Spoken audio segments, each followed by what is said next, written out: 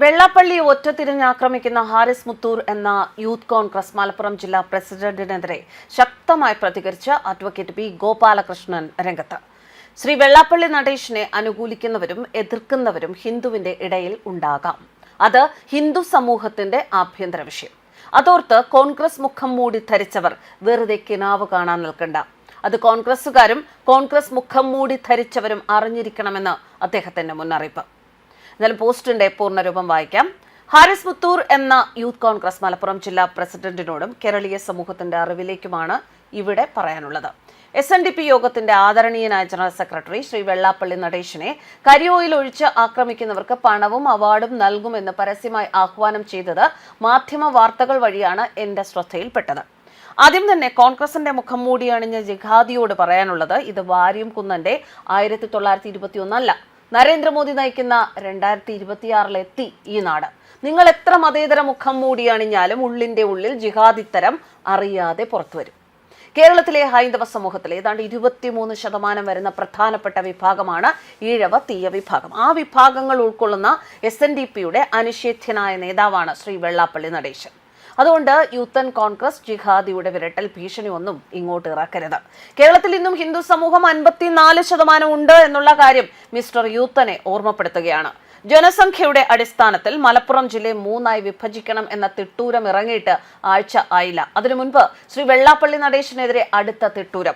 മലപ്പുറവും മലബാറും ആരുടെയും കുത്തക ആണ് എന്ന് കരുതണ്ട. മതേതര കോൺഗ്രസിനെ കുറിച്ച് പറഞ്ഞാൽ മഹാരാഷ്ട്രയിൽ മുനിസിപ്പൽ കോർപ്പറേഷൻ തിരഞ്ഞെടുപ്പിൽ അവർക്ക് SDPI സഖ്യകക്ഷിയാണെങ്കിൽ കേരളത്തിൽ മുസ്ലിം ലീഗും വെൽഫെയർ പാർട്ടിയും പിന്നെ രഹസ്യമായി SDPIയും സഖ്യകക്ഷികളാണ്. അതുകൊണ്ട് തന്നെയാണ് പലപ്പോഴും ഞാൻ തുറന്നു പറയാറുള്ളത്, അമ്പലം കൊള്ളക്കാരായ കമ്മ്യൂണിസ്റ്റുകളെക്കാൾ 100 ഇരട്ടി വീര്യമുള്ള ഉഗ്രവിഷമാണ് പൊളിറ്റിക്കൽ ഇസ്ലാമിന്റെ പിന്തുണയോടെ അധികാരത്തിലെത്താൻ ശ്രമിക്കുന്ന UDF എന്ന വർഗീയ മുന്നണി. എന്തിന് BJP എന്ന് ചോദിച്ചുകൊണ്ട് മതേതരൻ എന്ന ഊറ്റം കൊള്ളുന്ന ഹിന്ദുവിനോടും ക്രിസ്ത്യാനിയോടും ദേശീയവാദി മുസ്ലിമിനോടും എനിക്ക് പറയാനുള്ളത്, വരും തലമുറകൾക്കും ഈ നാട്ടിൽ സമാധാനത്തോടെ സ്വസ്ഥമായി ജീവിക്കണം. എന്തുകൊണ്ട് BJP എന്ന ചോദ്യത്തിന് ഇതാണ് ഉത്തരം. ജനസംഖ്യ വർധനവിന്റെ പേരിൽ മലപ്പുറത്തെ 3ആയി മുറിക്കണമെന്ന് വാദിക്കുന്നവർ ഭാവിയിൽ ജനസംഖ്യ അടിസ്ഥാനത്തിൽ കേരളത്തെ 100ആയി വിഭജിക്കണമെന്ന ആവശ്യവുമായി വരും.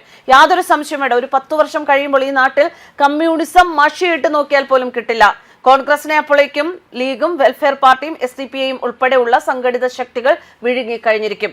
ശ്രീ വെള്ളാപ്പള്ളി നടേശനെ പോലെ ഹിന്ദു സമൂഹത്തിലെ സമുന്നതനായ നേതാവിനെ കരിയോയിൽ ഒഴിച്ച് ആക്രമിക്കാനുള്ള പരസ്യ ആഹ്വാനം ചെയ്യാൻ കോൺഗ്രസ് മുഖം മൂടി ധരിച്ച ഇക്കൂട്ടർക്ക് കഴിയുമെങ്കിൽ ഭാവിയിൽ അത് ഭയാനകമായ അവസ്ഥയിലേക്ക് നീങ്ങും, സംശയം വേണ്ട.